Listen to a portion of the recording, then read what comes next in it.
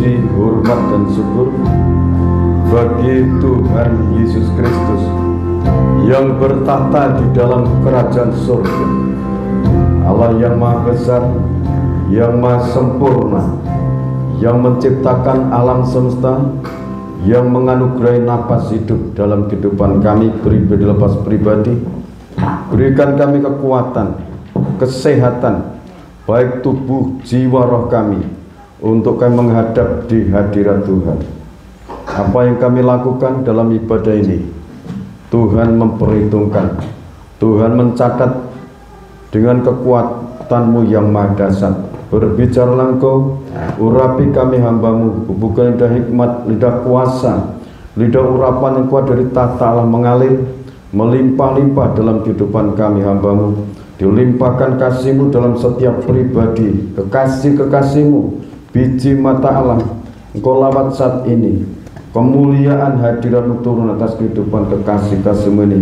Kemuliaan hadirat-Mu turun untuk bangsa dan negara Indonesia. Indonesia diberkati dan Indonesia diberkat untuk bangsa-bangsa. Di dalam nama Tuhan Yesus Kristus hamba berdoa. Amin. Salam Bapak Ibu. Salam. Tuhan Yesus memberkati kita semua. Kita akan masuk sesi kedua mengenai tema langkahmu menentukan upah dan berkatmu. Jadi langkahmu menentukan upah dan berkatmu. Kita akan membaca Pengkhotbah pasal 5 ayat 1.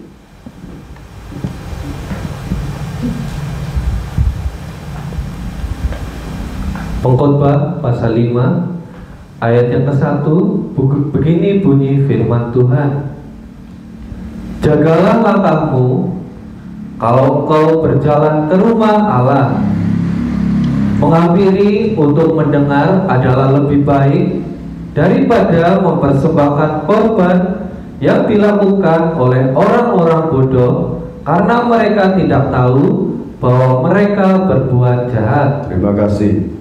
Jadi menjaga langkah hidup kita untuk kita menghadap di hadirat Allah. Kapan kita melangkah ke rumah Allah? Setiap hari, saudara. Setiap hari kita mau tidur, bangun tidur, itu langkah kita menghadap ke rumah Allah, melangkah ke rumah Allah. Yang disebut rumah Allah dalam pribadi kita. 1 Korintus pasal 3 ayat 16 dan 17. Tidak tahukah kamu bahwa tubuhmu adalah bait Allah dan bahwa Roh Kudus bertahta di dalam hidupmu, diam dalam hidupmu?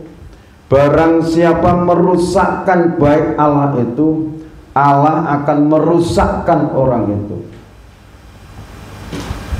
Hidup kita sebagai bait Allah, melangkah ke rumah Allah yang kekal itu di surga. Nah, supaya hidup kita ini untuk nanti masuk di dalam kekekalan, persilahkan Roh Kudus bertahta dalam kehidupan kita, dalam setiap pribadi. Roh Kudus berhadirat, Roh Kudus memimpin hidup kita.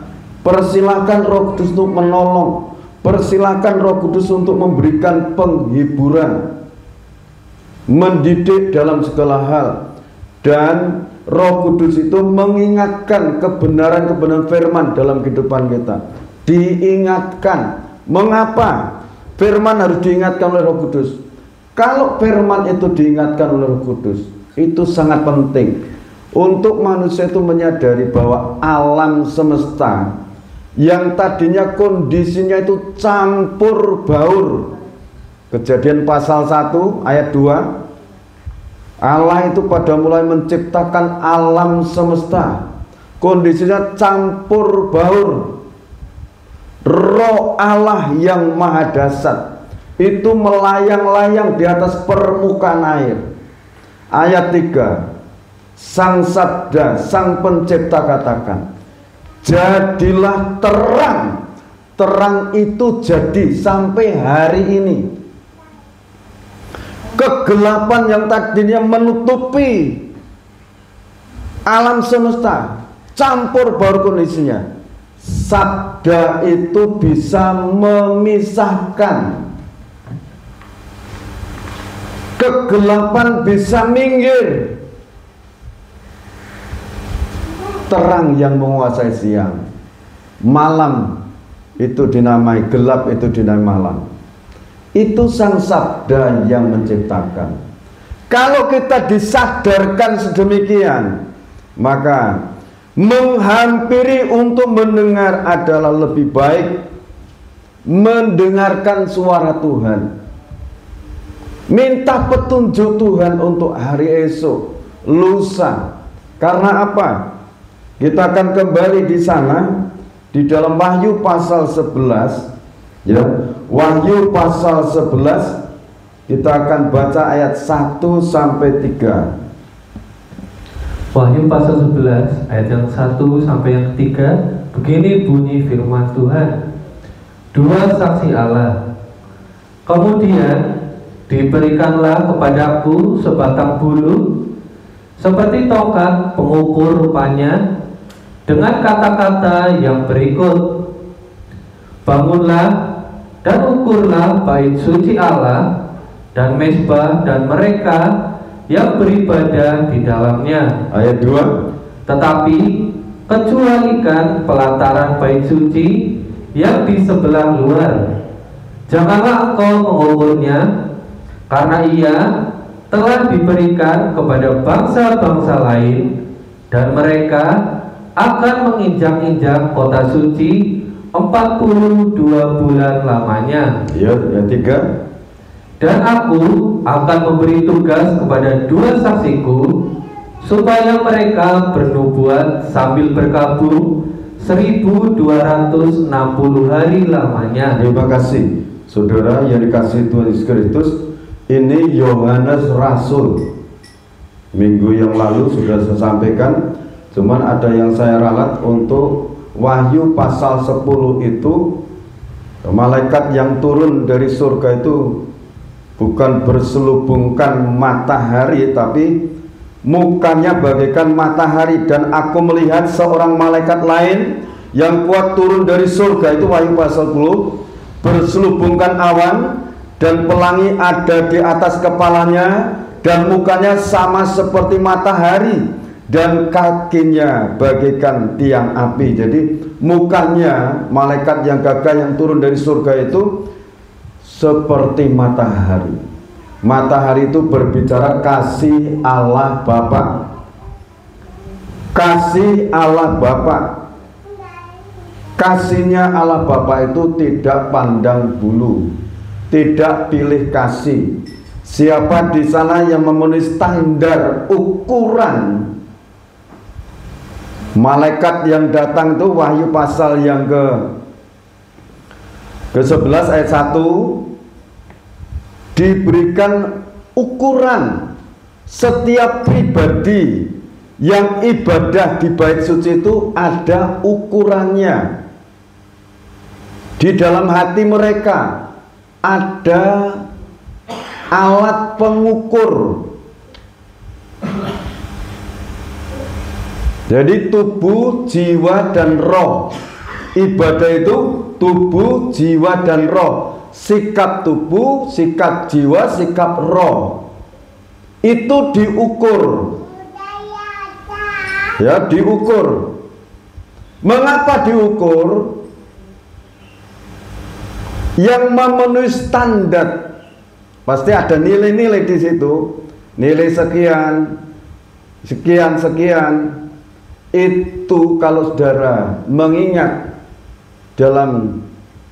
di saat tabut perjanjian diangkut atau dipikul oleh orang-orang Lewi untuk dibawa ke kota Daud, apa yang Daud lakukan? Daud penuh sukacita. Daud menari-nari bagi Tuhan. Daud melompat bagi Tuhan, bersorak-sorai bagi Tuhan. Daud mendapatkan nilai plus di sana. Nilai itu untuk mengisi kedudukan di surga. Miriam di saat keluar dari Laut Kolsom itu, dia menari bersukacita bagi Allah yang telah melepaskan bangsa pilihan dari perbudakan. Laut sebetulnya mereka harus mati tenggelam, tetapi mereka selamat sampai di seberang, ya kan? Sampai seberang. Begitu sukacitanya memuji memuliakan nama Tuhan. Yang muncul di situ Miriam. Miriam memimpin ibu-ibu yang lain, diajak memuji memuliakan nama Tuhan. Dapat nilai. Sampai sekarang ini kesaksian-kesaksian yang dari surga itu, Daud menduduki tempat memimpin pujian bersorak-sorai bagi Allah. Sampai sekarang kedudukan yang Daud itu di surga untuk mempermuliakan nama Tuhan, memimpin pujian sembah. Demikian juga Miriam. Jadi kalau di situ ada ukuran-ukuran, itu nanti bobot rohani masing-masing akan menduduki tempat. Nah, kalau di dalam tabernakel itu ada halaman, ada ruang suci, ada ruang maha suci. Kalau kedudukan ukuran saudara nanti sampai di sana, misalnya di halaman, tempatnya di halaman, masalah sampai di pintu kemah, kekuatan urapan Roh Kudus menyertai hidupnya, di ruang suci bersekutu dengan pengajaran firman, ditempa, dididik oleh pengajaran firman. Apa yang terjadi? Orang itu posisinya di ruang suci di sana, di mezbah korban bakaran, di halaman. Tapi saudara, kalau orang itu bersekutu dengan kekuatan korban Kristus, bersekutu dengan korban Kristus, penderitaan Kristus, 9 penderitaan Kristus, daging disalibkan, daging disangkal. Itu Roma pasal 8. Kekuatan untuk melangkah, mendekat ke ruang maha suci. Di sana ada tabut perjanjian. Kalau ibadah sekarang ibadah dalam tabut perjanjian, geraknya tabut. Bahkan Guru Gembala Romo Tribrata itu mengembalakan dari tabut perjanjian. Dalam roh, beliau itu melihat seluruh umat yang digembalakan dalam kekuatan hikmat ma'rifat.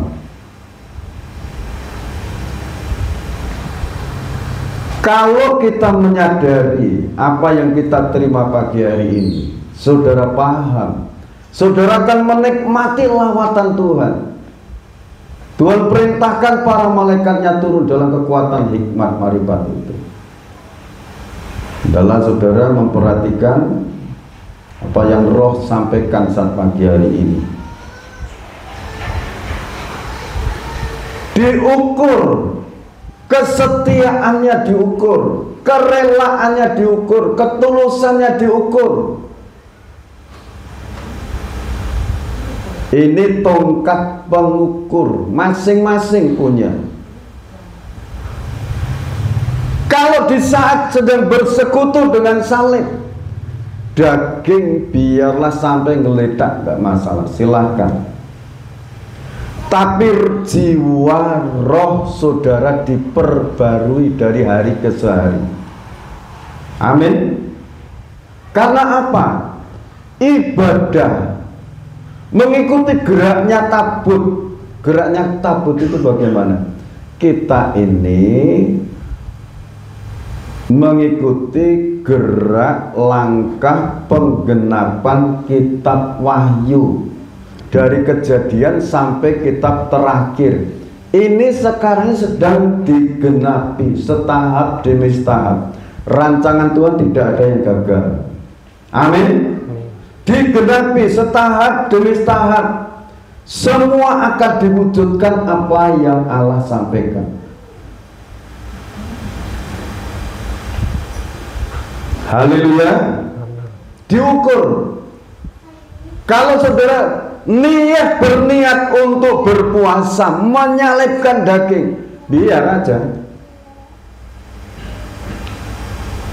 lemas, mulas, biar itu, karena itu bersekutu dengan korban Kristus. Namanya orang poso ya lemes. Hamba Tuhan yang 2 hari lalu geletak di bawah pohon, silahkan geletak. Geletak itu tiduran di bawah pohon. Tapi kalau tidak puasa silahkan tidur kalau mau. Tidak mau dia. Puasa 5 hari tidak makan, tidak minum. Itu kalau bilang hitung hari ya, kok harinya cepet banget ya? Iya, kalau tidak menjalani puasa. Tapi kalau menjalani puasa, harinya kok lama sekali. Saudara, kalau saudara menyalibkan daging, roh akan muncul, kreativitas roh muncul, Roh Kudus akan menuntun, memberikan petunjuk-petunjuk. Bahasa yang lain itu, Allah akan berikan terobosan-terobosan, jalan-jalan baru terbuka. Jalan itu siapa? Yesus katakan, akulah jalan, kebenaran, dan hidup. Amin. Kalau saudara sedang diajak bersekutu dengan jalan ini, jalan yang benar, jalan yang kudus, jalan yang iya dan amin. Amin. Kalau kita sedang diajak bersekutu, meyakini jalan itu, ayo bersekutu. Tidak usah bimbang, tidak usah cemas, tidak usah ragu. Kalau Bapak surga ini punya rancangan, sontor cerai-berai, untuk menyatukan itu gampang. Bagi sang pencipta bilang, untuk mengatasi gelap, jadilah terang, terang jadi. Ya. Kalau desa kita bersekutu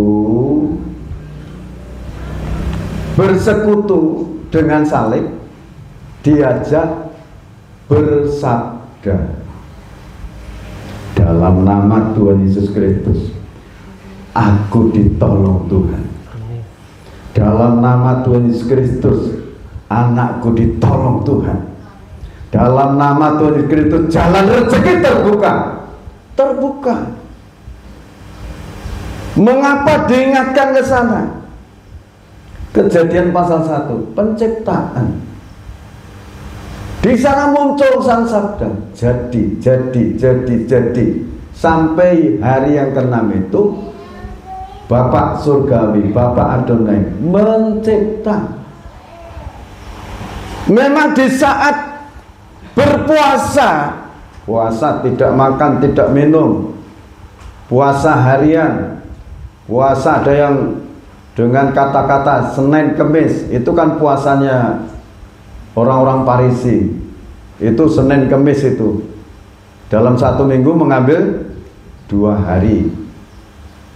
Puasa harian, puasa beduk, mulai jam 10 malam sampai jam 12 siang itu puasa beduk. Puasa anak-anak itu melatih anak-anak sekolah puasa beduk. Ini anak sekolah puasa enggak ya? Puasa, yang sana puasa enggak? Puasa beduk malam jam 10 tutup, nanti jam 12 makan. Itu puasa beduk, dilatih. Mengapa? Ini rohnya biar dekat pada Tuhan, jiwanya dekat dengan Tuhan. Yang mau diselamatkan masuk surga itu tubuh atau jiwa dan roh? Jiwa dan roh. Darah dan daging tidak ada tempat di surga. Tapi di bumi ini kita masih hidup di dalam tubuh darah ini, tubuh ini perlu pemeliharaan Tuhan. Bapak surga yang bertahta dalam hati kita, Dia maha memelihara. Amin. Amin. Yang saudara pikirkan detik ini apa? Bapak surga yang mengikuti pikiranmu ke sana. Dia ngikuti. Kalau kamu imani, anakku ditolong Tuhan, Dia maha menolong.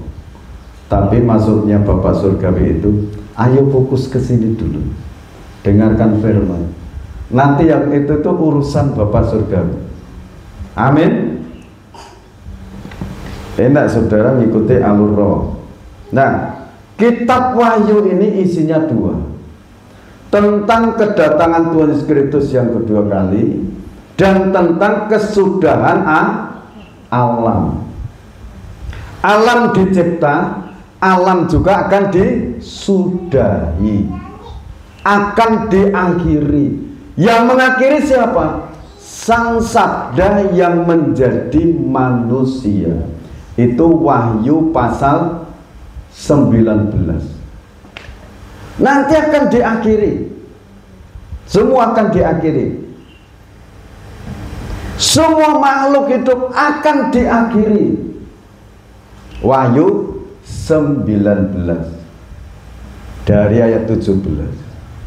Setelah itu bumi dibersihkan, barulah masuk di dalam Wahyu pasal 20. Kerajaan 1000 tahun damai. Buminya masih ini buminya, tapi itu nanti sudah diperbarui. Eden, Taman Eden yang sekarang ditutup oleh kerub itu dibuka.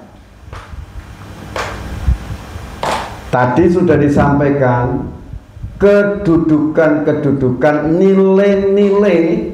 Setiap pribadi punya nilai. Nanti akan didudukan memiliki jabatan-jabatan di dalam kerajaan 1000 tahun damai. Awalnya di situ. Setelah itu selesai kerajaan 1000 tahun damai, langit dan bumi ini akan dilenyapkan. Wahyu pasal 20 ayat 11 sampai 15. Dilenyapkan. Orang-orang yang tadinya di kerajaan 1000 tahun damai dipindahkan di langit baru, bumi baru. Apakah kedudukannya, jabatannya berganti? Tidak ganti. Udah di situ. Jadi ibadah kita ini betul-betul mengandung janji. 1 Timotius pasal 4 ayat 7 mulai. 1 Timotius pasal 4 mulai dari ayat yang ke-7. Begini bunyi firman Tuhan. Tetapi jauhilah tahayul dan dongeng nenek-nenek tua. Latihlah dirimu beribadah. Latihan badan ini terbatas gunanya, tetapi ibadah itu berguna dalam segala hal, karena mengandung janji, baik untuk hidup ini maupun untuk hidup yang akan datang. Perkataan ini benar dan patut diterima sepenuhnya. Itulah sebabnya kita berjerih payah dan berjuang, karena kita menaruh pengharapan kita kepada Allah yang hidup, juru selamat semua manusia, terutama mereka yang percaya. Beritakanlah dan ajarkanlah semuanya itu. Jangan seorang pun menganggap engkau rendah karena engkau muda. Jadilah teladan bagi orang-orang percaya dalam perkataanmu, dalam tingkah lakumu, dalam kasihmu, dalam kesetiaanmu, dan dalam kesucianmu. Ibadah itu mengandung janji. Sebab itu dalam Pengkhotbah pasal 5 tadi, menghampiri untuk mendengar firman janji Tuhan. Jadi dalam ibadah perkumpulan seperti ini, kita menghampiri Tuhan untuk mendengarkan janji-janji Tuhan. Setelah janji firman itu dijalankan dalam hidup ya, Setelah diterima, dijalankan. Janganlah seorang pun menganggap engkau rendah. Karena apa? Karena engkau muda. Jadilah teladan bagi orang-orang percaya. Teladan dalam hal apa ini? Dalam perkataanmu.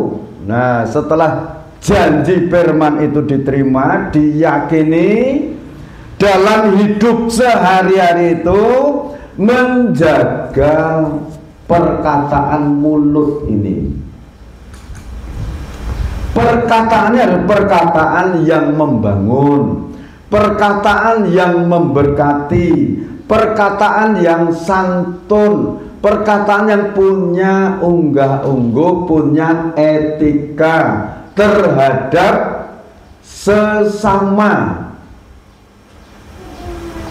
Perkataannya supaya tidak kosong, perkataan supaya dari perkataan itu orang bisa menilai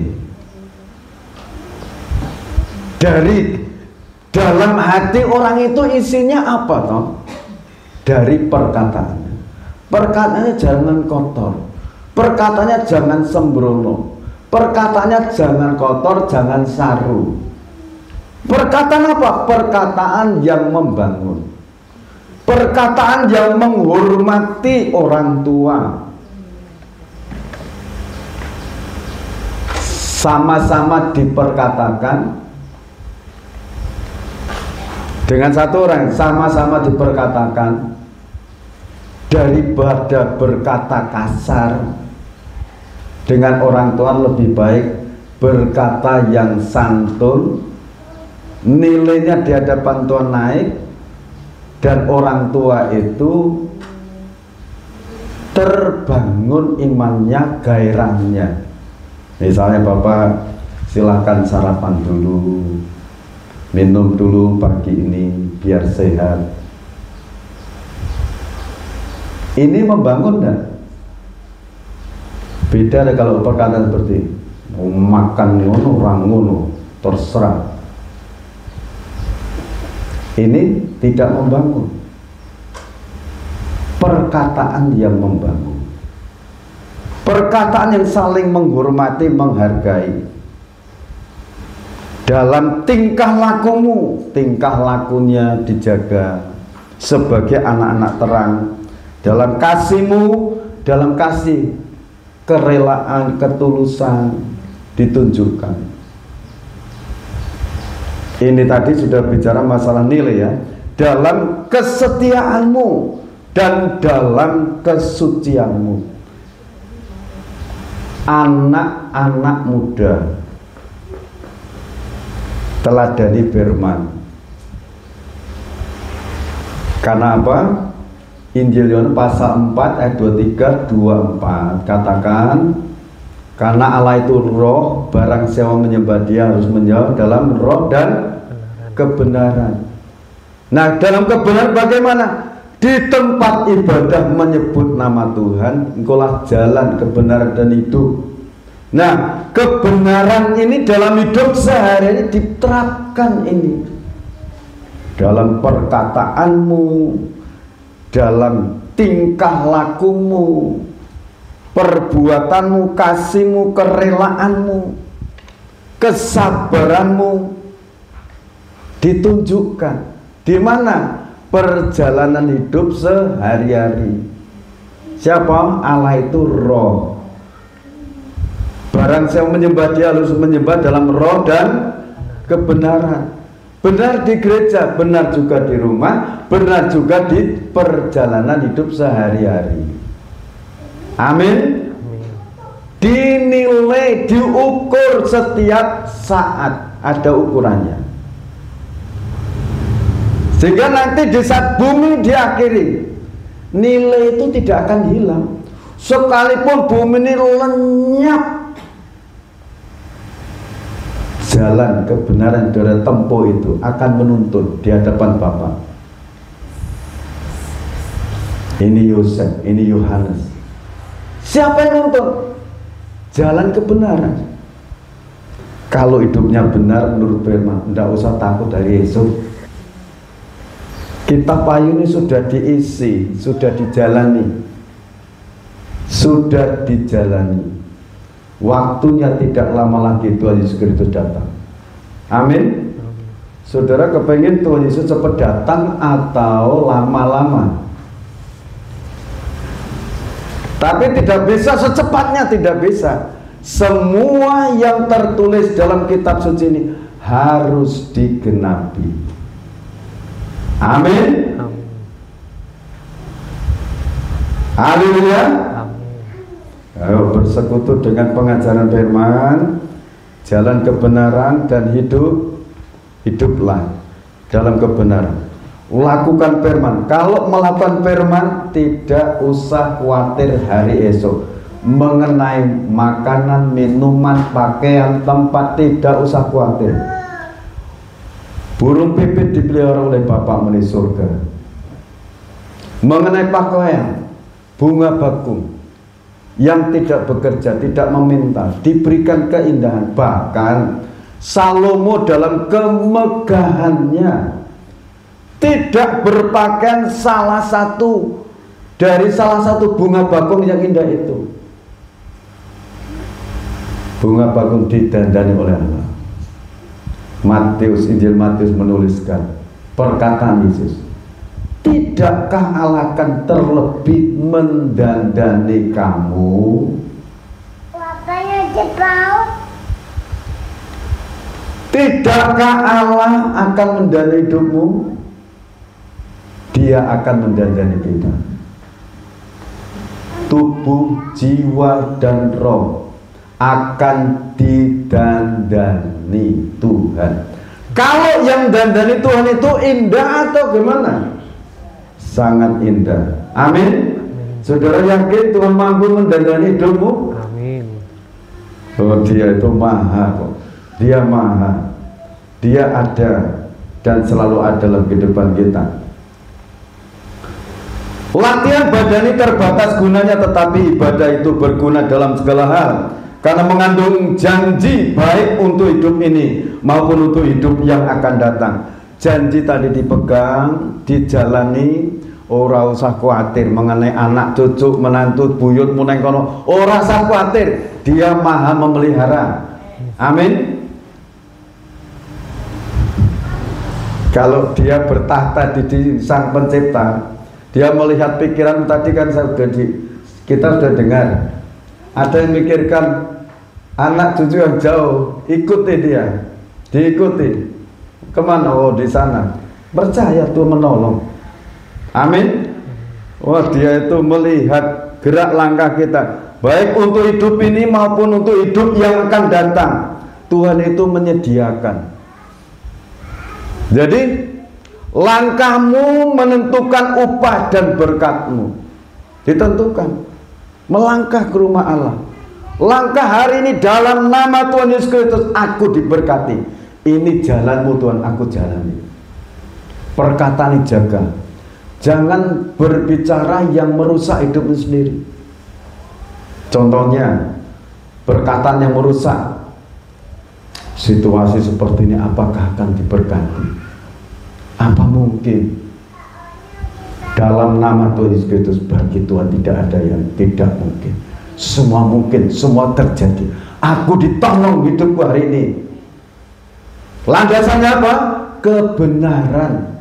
Kebenaran itu siapa? Yesus kebenaran. Sebab itu Kolose pasal 3 ayat 17, apa saja yang kamu perkatakan, yang kamu perbuat, baik perkataan maupun perbuatan, lakukanlah di dalam nama Tuhan Yesus Kristus. Dilandaskan. Artinya dilandaskan hidup sehari-hari dalam kebenaran. Hidup sehari pegang firman, janji Tuhan. Ingat, menghampiri untuk mendengar, janji dipegang, diimani, dijalani. Tidak usah iri dengan orang-orang yang tidak hidup dalam kebenaran. Haleluya. Haleluya. Tidak usah iri dengan lingkungan. Irilah dengan orang-orang yang hidup takut akan Tuhan. irilah dengan dia. Bagaimana caranya dia bisa dekat dengan Tuhan? Kalau dia memiliki seperti ini, kekuatan pembelaan Tuhan akan turun dalam hidupmu. Amin. Karena ibadah mengandung janji baik untuk hidup ini maupun untuk hidup yang akan datang. Ayat yang ke-10, itulah sebabnya kita berjerih payah dan berjuang untuk bisa ibadah, karena kita menaruh pengharapan kita kepada Allah yang hidup, juru selamat semua manusia, terutama mereka yang percaya. Juru selamat Yesus Kristus. Kalau kita percaya, kita yakin, pembelaan turun, campur tangan Allah turun. Saya mau tanya saudara, isi kitab Wahyu itu berapa? Isinya 2. Isinya 2, mengenai kedatangan Tuhan Yesus Kristus yang kedua kali, mengenai kesudahan Allah. Perkataan firman, iya dan amin. Jalanmu dan jalanku dituntun oleh Sang Sabda. Dia maha benar, dia maha pasti, dia maha adil, dia maha memberkati, dia maha menyembuhkan, dia maha menolong, akan menolong hidupmu. Yesaya pasal 40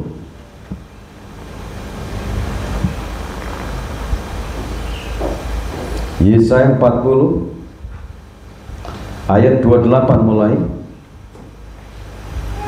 Begini bunyi firman Tuhan. Tidakkah kau tahu dan tidakkah kau dengar? Tuhan ialah Allah kekal yang menciptakan bumi dari ujung ke ujung.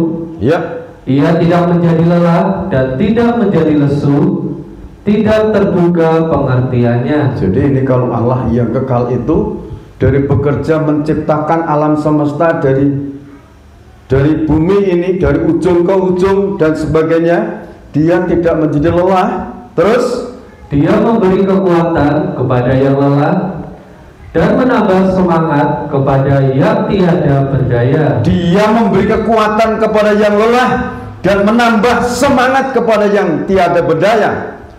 Orang-orang muda menjadi lelah dan lesu, dan teruna-teruna jatuh tersandung. Tetapi orang-orang yang menanti-nantikan Tuhan mendapatkan kekuatan baru. Mereka seumpama raja wali yang naik terbang dengan kekuatan sayapnya. Mereka berlari dan tidak menjadi lesu, mereka berjalan dan tidak menjadi lelah. Amin. Karena apa? Berharap kepada Allah yang hidup, pencipta alam semesta. Dia memberikan kekuatan, dia memberikan semangat sampai titik yang terakhir. Tuhan datang 2 kali, saudara diberi kekuatan. Amin. Tetapi kalau saudara ada yang yang dipanggil terlebih dahulu, tempat yang di surga sudah Bapak surga sediakan. Jadi kebenaran itu akan menghantar kita sampai di mana kita diizinkan hidup di bumi ini. Tempat yang kekal, tempat di surga, Bapak surga ini juga sudah sediakan.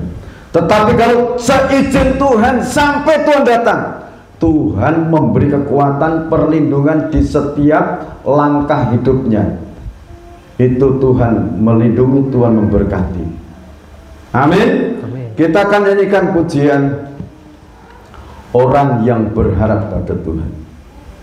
Aku menyadarkan kepada kami bahwa hidupku adalah bait suci, rumah Allah, tempat Roh Kudus bertata berhadirat, supaya menjaga langkah kami setiap hari, setiap saat, menyadari bahwa Engkau beserta kami setiap saat.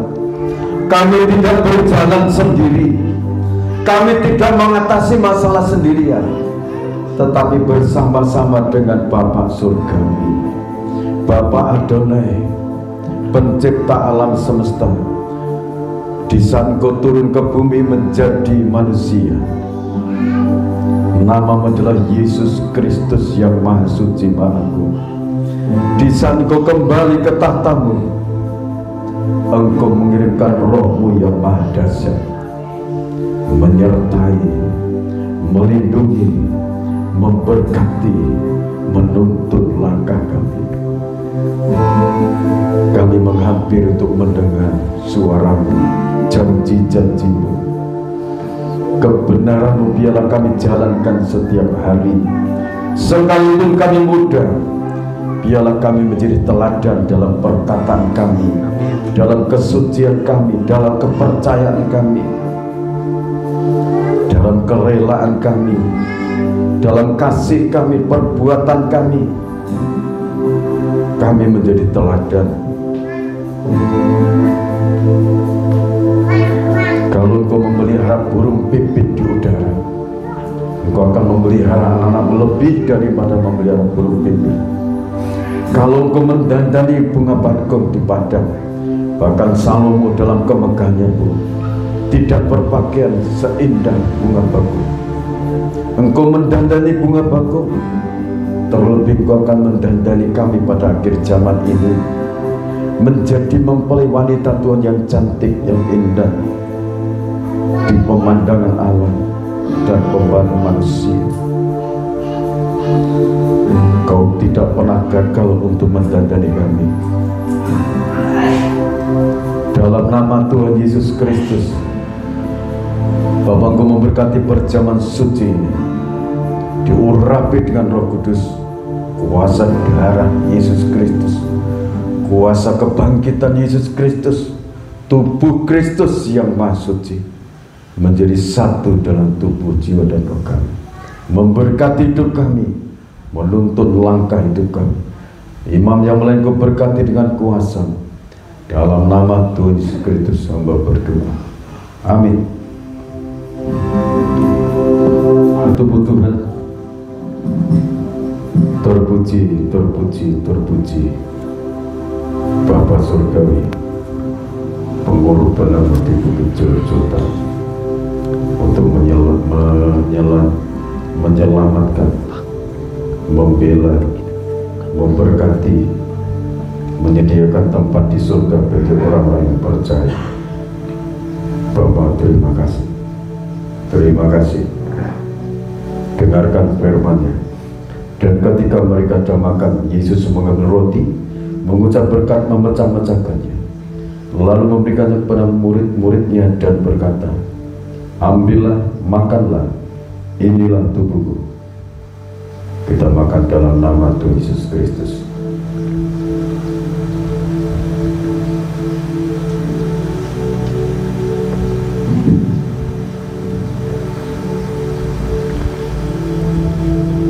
Kita angkat tubuh Tuhan, cawan Tuhan.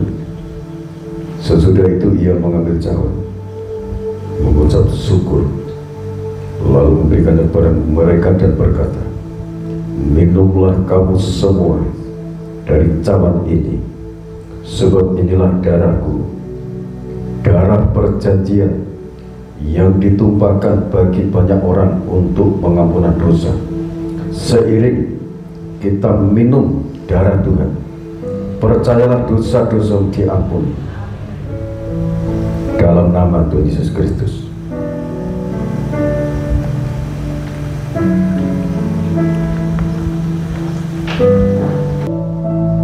Dalam nama Tuhan Yesus Kristus, Bapak, Ibu, saudara kekasih Tuhan, sekarang terimalah berkat anugerah damai dan sejahtera dari Allah Bapa, Sang Putra, dan Roh Kudus, dilimpahkan dalam kehidupan kita sekarang sampai Tuhan datang yang dua kali. Tetaplah dalam naungan kasih dan rahmat-Nya, di dalam nama Tuhan Yesus Kristus yang berdoa katakan amin. Tuhan Yesus Kristus memberkati kita semuanya.